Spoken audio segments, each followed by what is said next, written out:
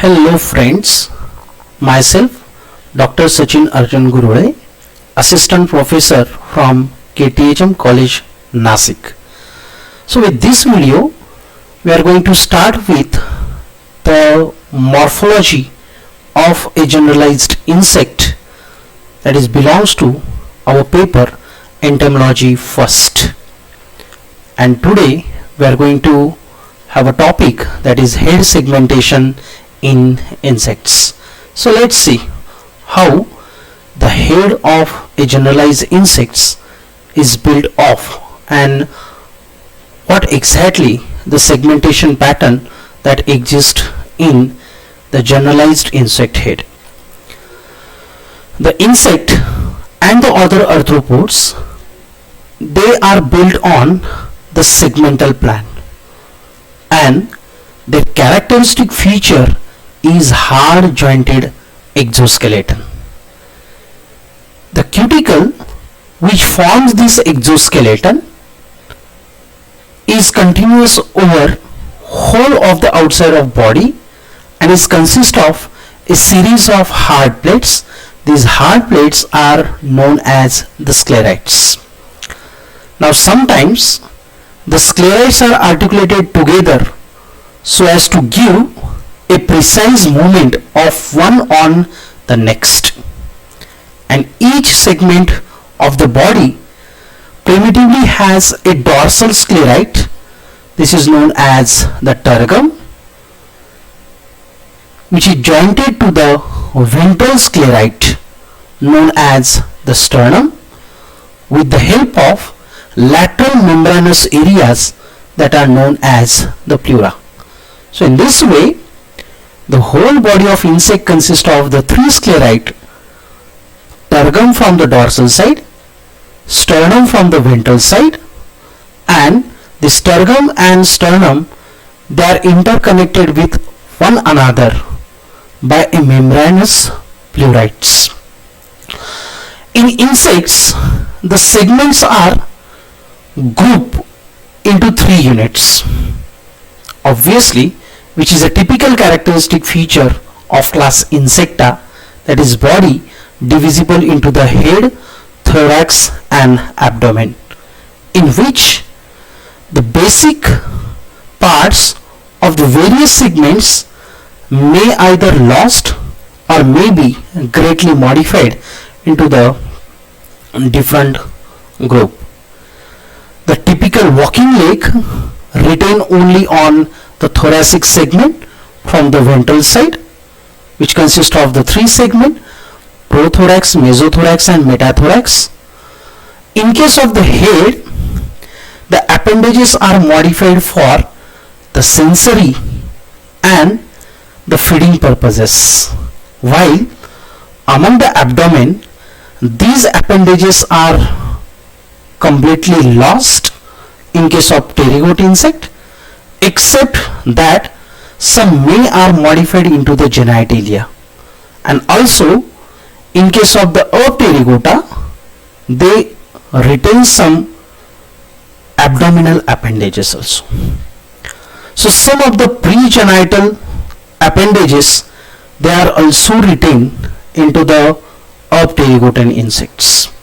So if you see overall, the hair of insect actually is the hard, highly sclerotized compact capsule, and it bears a group of feeding appendages around the mouth, which is also referred as the gnathal appendages, and another one is a sensory structures or the sensory organs.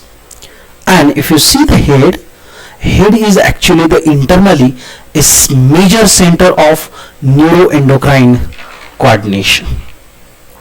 So this is just the introduction for the characteristic of the insects. So let's see the head segmentation. So it is absolutely impossible to recognize the segmentation of the head from the morphology in adult condition. The embryological studies may help in solving the problem.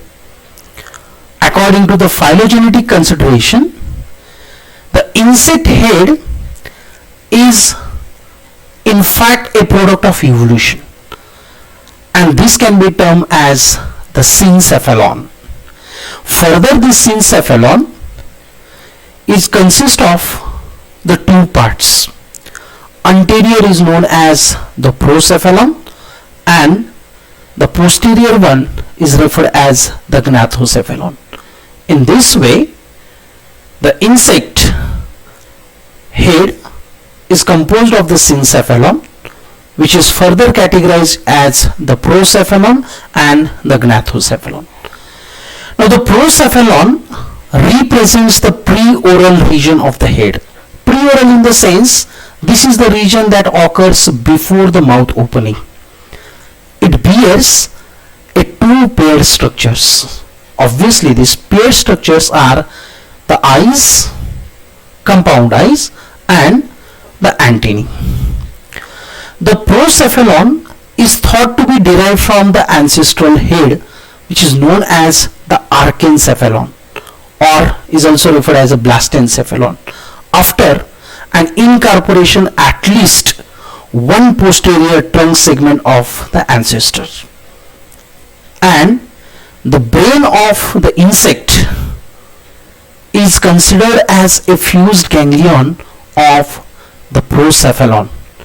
So if you see this diagram, in the first diagram is showing the basic plan of the ancestors, and in the second diagram this is the basic plan of the body of insect. Now, as we all know that, or we have learned already in the previous chapter, that is, the ancestors of the insects, they are the annelid like organisms. And if you see the characteristic feature of the annelids, they generally have the metamerically segmented body, and within each segment there lies a pair of ganglion, and these ganglion, they are providing the nerves to the organs of respective segment. So in the course of evolution, this procephalon of the insect head is actually derived from the ancestral head, that is referred as the archencephalon or the blastencephalon. And in addition to that, for formation of this syncephalon, there is an incorporation of at least one trunk segment towards the head or into the head of the ancestor, and so that this syncephalon part of the insect is get formed. The second one is a gnathocephalon.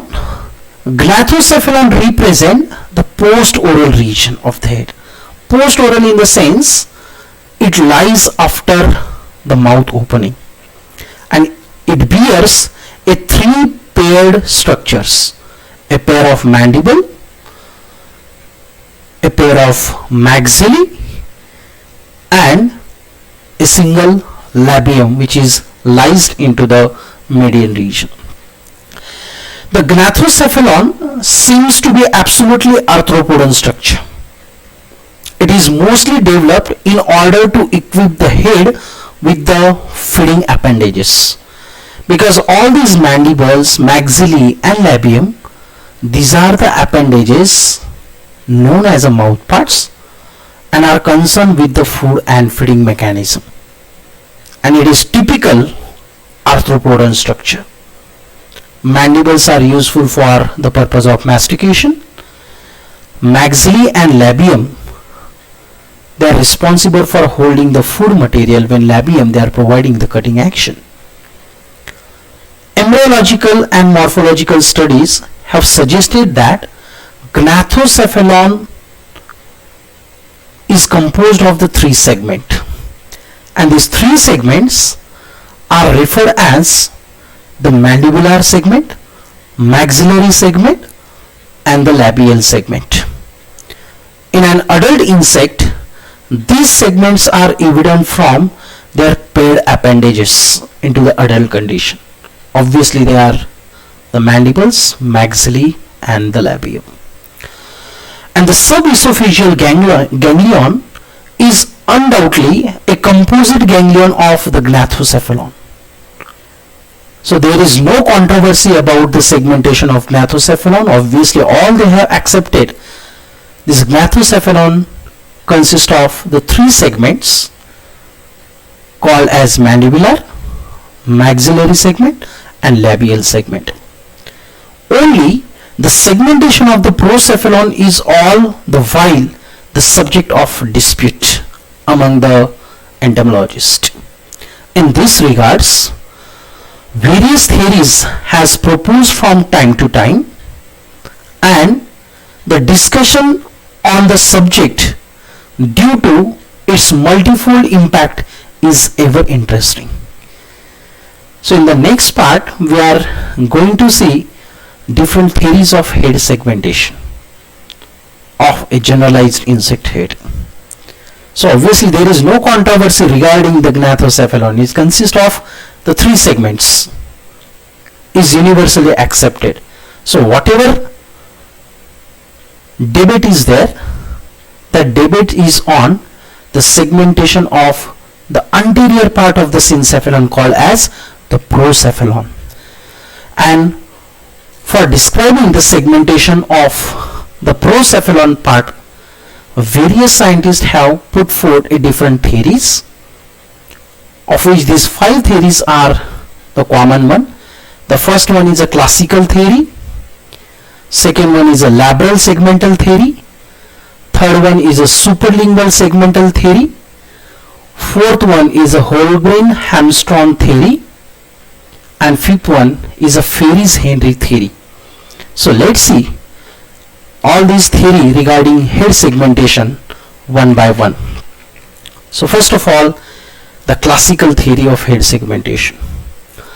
So this theory is mostly based on the embryological evidences such as the presence of neuromeres, embryonic segmental appendages, and the coelomic sacs which are developed during the formation of embryo. So Goodrich in 1895 proposed on the basis of embryonic evidences that procephalon is formed from the anteriormost 3 somites along the unsegmented apical part. This apical part he referred it as the acron.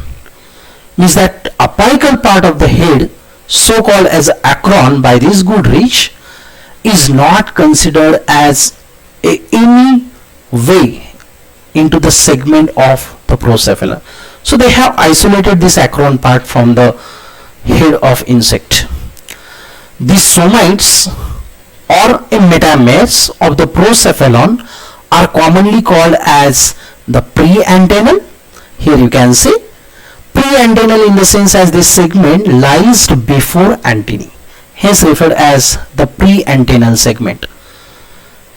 Then second one is a antennal segment, obviously is referred due to it has the antennae on that segment, and third one is the intercalaris segment respectively. So in this way, according to this theory, the segments of the procephalon are 3 in number, namely pre-antennal, antennal and intercalaris segment. So let's see one by one. The pre-antennal segment is characterized by containing a protocerebral part of the brain and the first pair of the cephalic coelomic sac and the limb primordia in some insects. Here in this diagram you can see the embryonic head segmentation. Here the first coelomic sac is developed, which is belongs to the pre-antennal, but in adult stage this segment is devoid of any appendages. Means once the insect becomes an adult, these first pre-antennal segment do not bear any kind of the paired appendage. Then second segment is the antennal segment. Antennal segment consists of the deuterocerebral part of the brain. Here you can see in this diagram the second pair of the cephalic coelomic sac in the embryo and the antennae as a segmental appendages which arise into the adult condition. This is about the antennal. And the third one is the intercalary segment, which bears a tritocerebral part of the brain, the third pair of the coelomic sac in the embryo, but again, as like that of the preantennal segment, it is also devoid of any segmental appendages into the adult condition, and it is homologous to the second antennal segment which is found into the crustaceans. Obviously crustacean has the two antennae. Instead of antennae they are referred as antennules, and the Goderich is having a opinion that this intercalary segment may be the remnant of the segment which bears a second pair of antennae as in crustaceans. So hence, according to this theory, therefore it holds that the insect head is composed of total 6 segments. That is, syncephalon consists of the two part procephalon and gnathocephalon, of which procephalon consists of the 3 segment, namely preantennal, antennal and intercalary segment. The preantennal and intercalary segment do not have any segmental appendages into the adult condition, while the antennal segment bears a pair of antennae as appendage belongs to the antennal segment into the adults. While in case of the gnathocephalon, obviously there is no controversy, all they have accepted is consist of the 3 segment, namely mandibular segment, maxillary segment and labial segment, and in the adult condition they are represented by a pair of appendages, that is mandibular appendage, then maxillary and labium. So the theory was being accepted by a large number of prominent entomologists, though they differ in the nomenclature of respective segments and in consideration of the segmental appendages. For example, the Lancaster and Williams, they have referred the eye stalk, these are the appendages of the first segment, and they have named this segment as the ocular segment instead of the preantennal segment. While the another prominent entomologist, Teague and Manton, they consider that the first segment is a labral segment and the labrum as its appendages into the adult condition. So there is also group of workers, for example Eames, Weber, Rampel and Church, they have a suggesting the first segment of the preantennal one bearing no appendage, which has been universally accepted. Means these 3, Eames, Weber and Rampel and Church, they are in support of this classical theory. But another 2 prominent insect morphologists, Snodgrass and Duport, consider the eyes and antennae are the structure belongs to the acron and not to any head segment.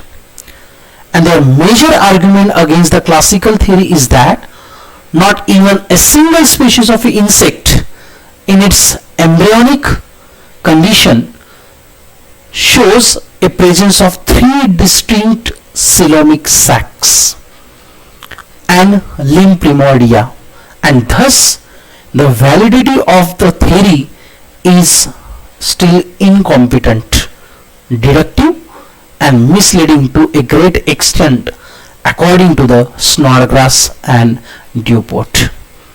So this is about the first theory of the head segmentation. Then the next theory is a labral segmental theory. Weismann in 1926 reported the two pre-antennal segments with a two paired rudimentary sacs in the embryo of stick insect. The first of these is a labral segment with the labrum as the fuse appendage, while the second one is a pre-antennal segment without any appendage in an adult condition. Means according to this theory, the procephalon part of the insect head starts with the labral segment. Then another entomologist, Runwell and Gingran, also found the two pre-antennal coelomic sacs into the embryo of the locust. All these workers conclude that the procephalon is a four-segmented structure and not the three-segmented which is asked by the classical theory, according to the classical theory. And ultimately, the head is overall composed of total 7 segments. These segments are: the first segment is a labral segment. They have included this acron part which is separated out into the classical theory. They have put into the first segment, that is a labral segment, and labrum is adds appendage in an adult condition. Then second one is the pre-antennal, obviously, that lies before the antennae. Third one is a antennal segment. Fourth one is a intercalary segment. Again, that intercalary segment also do not have any kind of appendage in a adult condition. And obviously there is no controversy regarding the gnathocephalon, consists of 3 segment: mandibular, maxillary and labial segment. So in this way, this theory holds that the head of an insect is consist of total 7 segments, of which 4 segments are going to contribute the formation of procephalon part, and 3 somites of the segments, they are contributing the gnathocephalon part. Runwald suggested that the protocerebrum is composed of the 2 pairs of neuromeres. One is the labral and other is a pre-antennal belonging to the labral and pre-antennal segment respectively. So according to this theory, there are total 7 segments. The next theory is a superlingual segmental theory. Some workers, mostly working on the embryonic development of the Eubpterygote insect, noticed a pair of appendages known as a superlingua, and the hypopharynx is supposed to be formed due to the fusion of this median superlingua with a pair of the lateral superlingui. These superlingui, they are considered as a pair appendage, belong to the superlingual segment. Coordinate confirm the presence of this superlingual segment in between the intercalary and mandibular segment in the Eubpterygote insects. And according to him, the insect head is also consist of the 7 segment in all.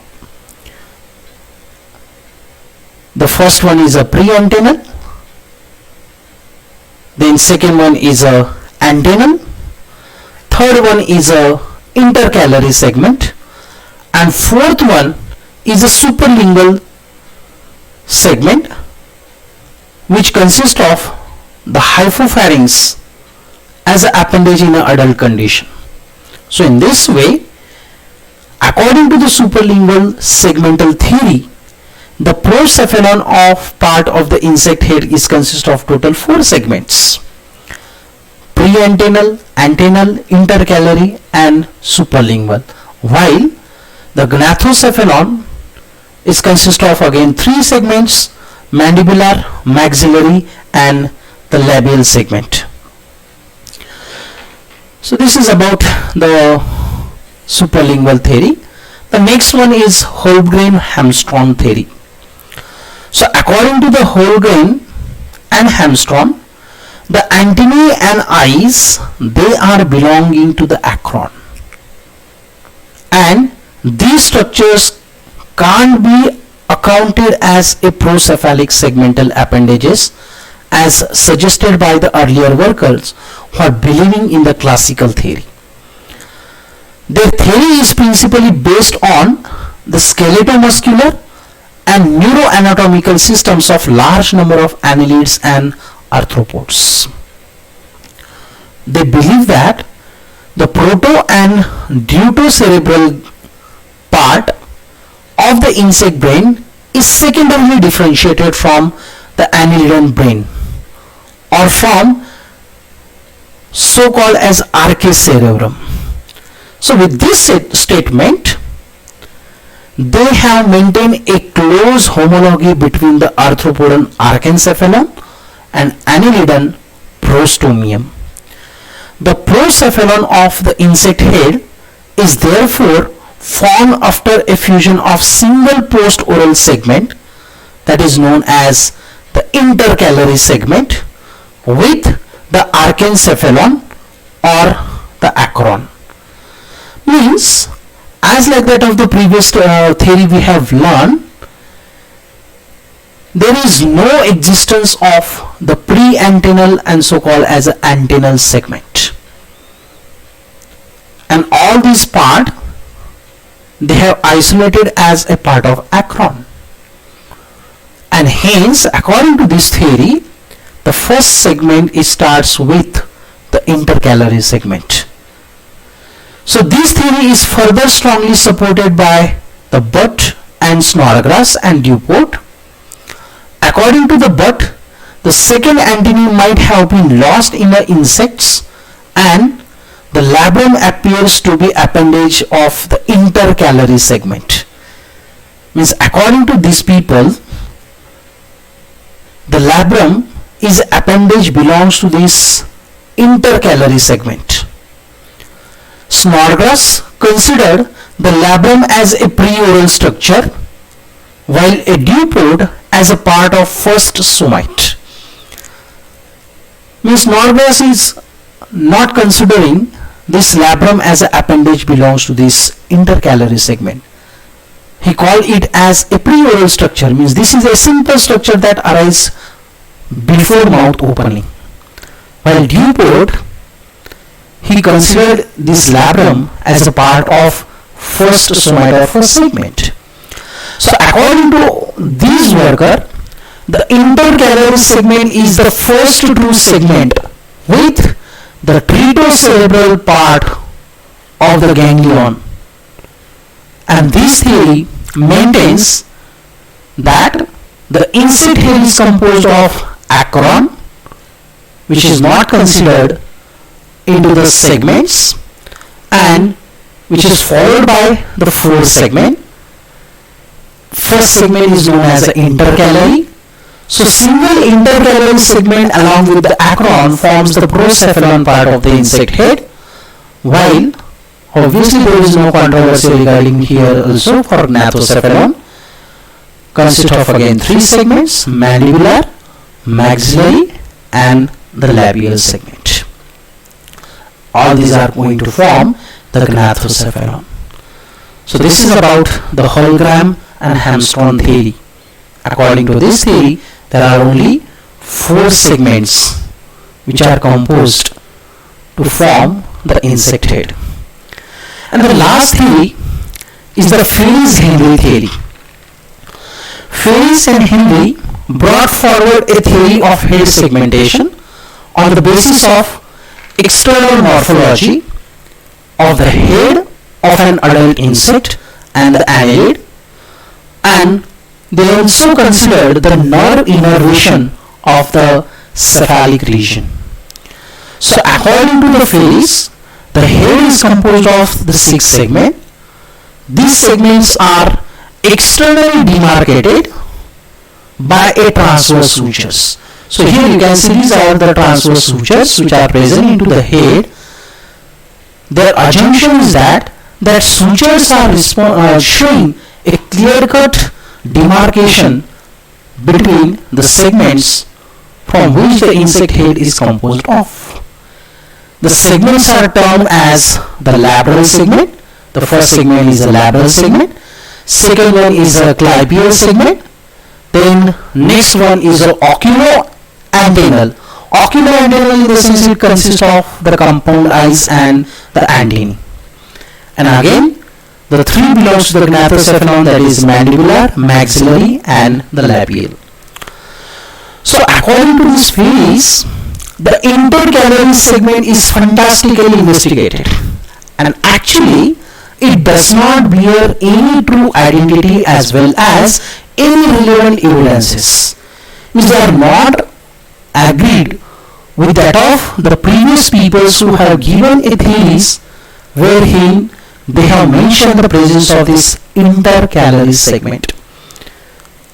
Means this, according to this theory, there is no such intercalary segment present in the insect head. The head consists of the labral segment as the anterior most segment, and there are no pre-oral structures. So he believed that the polychid proboscis is represented in an insect head by the first 3 segments and is therefore metameric as opposed to the stomodial origin.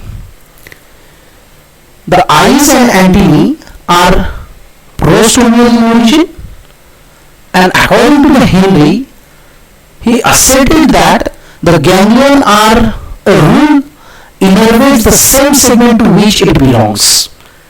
Means they have taken into the consideration of the plan of the typical annelids. I have already mentioned the annelid has a metameric segmented body plan, and each segment bears a pair of ganglion, and the nerves which are arises from the ganglion, they are going to innervate into the organs which are located into the same segment. So same fact is explained by the Henry also here in this theory. The tritocerebral part of the brain is thus the ganglion of the labral segment, as from the tritocerebral part of the brain arises a nerve. These nerves are going to innervate or going to provide the nerve innervation to the labral region, and on this observation Henry has asserted that the tritocerebrum is the ganglion belongs to the labral segment. Actually, this theory is discarded by several workers by a simple reason that the head sutures are merely a secondarily developed unsclerotized region, or the lines forms due to the internal ridges. They may appear simply as a line of weakness, allowing the emergence of the succeeding instar from the old exuvia during the process so called as molting or ecdysis. Means actually, whatever sutures which can be recognized externally from the insect head do not have any significance concerned with metabolism. A homology made by the Henry in between the annulin proboscis and pre-oral part of the insect head is also ruled as the nerve innervation is altogether different in the insects. Again, the embryonic evidences also do not support this theory. Means this theory is strongly rejected by most of the prominent entomologists. So this is about the Ferris-Henry theory. According to this also, it consists of total 6 segments. So let's see a summary of all the 5 theories. The first theory we have seen, the classical theory. According to the classical theory, they have separated a apical portion of the head, which is known as the acron, which bears a compound eyes, and the procephalon, according to this theory, consists of preantennal, antennal, and intercalary, and the gnathocephalon consists of the mandibular, maxillary, and labial. So in this way, the classical theory holds the head of insect is consists of total 6 segments. According to the labral segmental theory, it also has the total 7 segments.